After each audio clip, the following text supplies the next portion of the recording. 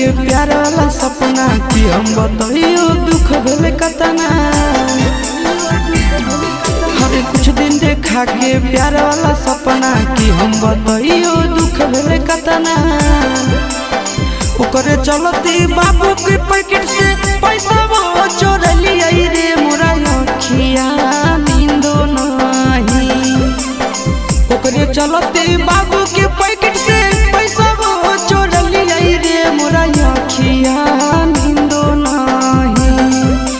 सेहो रे छौड़ी के दोसर ले ले जाई रे मोरा अखिया नींदो नहीं।